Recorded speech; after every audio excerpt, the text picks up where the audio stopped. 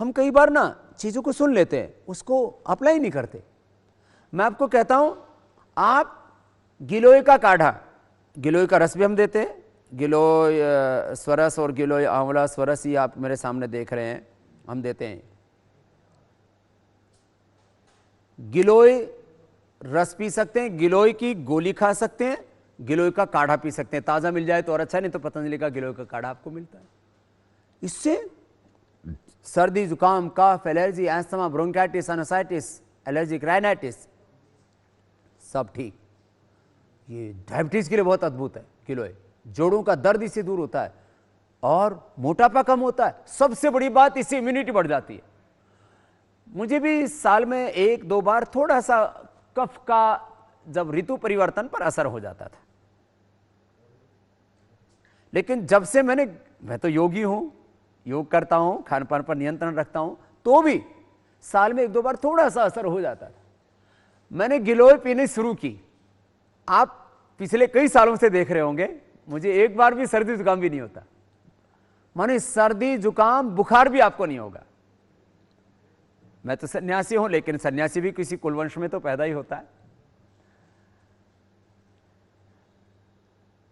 जिस कुलवंश में हमारा जन्म हुआ, दादी का नाम फत्तो था, 102 साल की उनकी उम्र थी। एक बार भी उनको जीवन में कभी सर्दी जुकाम कफ एलर्जी की समस्या नहीं हुई। एक बार भी कोई गोली नहीं खाई और कभी बीमार नहीं पड़ी, बुखार भी नहीं हुआ उसको 102 साल तक। क्या था? इम्यूनिटी उनकी बड़ी स्ट्रांग थी। रोज दूध रोटी खाती थी। मैंने अपनी आंखों से लगभग उनको 90 वर्ष की उम्र में लगभग आधा किलो दूध और 2 रोटी, क्योंकि दांत नहीं थे और जब बुजुर्ग लोग फिर वो नकली दांत लगाना पसंद भी नहीं करते थे, तो रोटी चूर के, उसको मोर के बोलते हैं हरियाणा में, कहीं चूर के बोलते हैं, तो रोटी चूर के मोर के और उसमें डाल दिए दूध खाती थी। सुबह शाम दूध रोटी खाना और सादा संयमी सदाचारी जीवन जीना। इम्यूनिटी बढ़ गई, कोई बीमारी नहीं, जिंदगी भर एक बार भी बुखार नहीं हुआ। ऐसा भारत में देखना चाहता हूं। आप गिलोय का सेवन कीजिए, थोड़ा योगाभ्यास कीजिए, सारा देश ऐसा बन जाएगा। इसलिए मैं कहता हूं, ये छोटी छोटी बातें, लेकिन इनका परिणाम बहुत बड़ा है।